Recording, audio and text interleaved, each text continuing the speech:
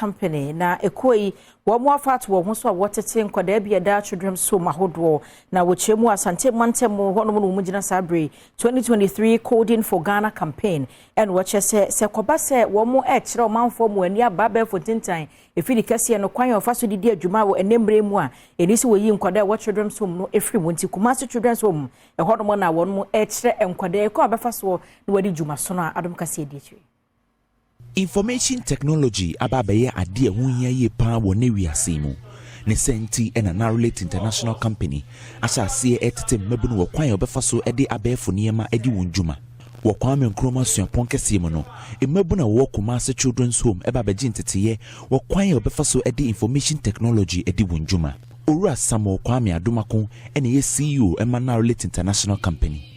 Wachiri mu se ewo se abefo niema etimi etini ye pa ewa amama nyina mu ehwe economy mu importance technology na ICT betimi edi aba ebebre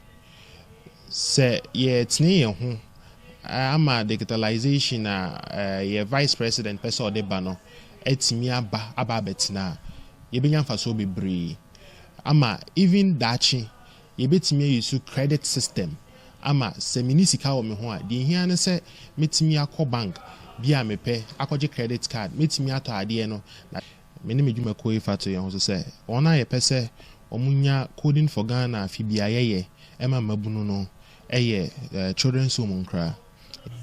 Amofra binum a ofri Kumase Children's Home wonya asantete e kire se entete bebo mu ama wotumi enya baby pa agina daachi ba ma be hu more experience about it aso am se ombe koso aboae ama ehu no ma bebre na yeso ye be nipa kase e ka om se ye renfo om so da ene me baaye no me hu ni ama bebre ni so ase like me fani say na minim computer but ene de me ba anti mama ehu ni ama bebre computer enye ye mfa nhwe movie nkwa ye san fa mbo game nkwa ne mo de ade ye nso obetimi anam de say computer so anye sika Nana Boache dankwa yi Adom Kumase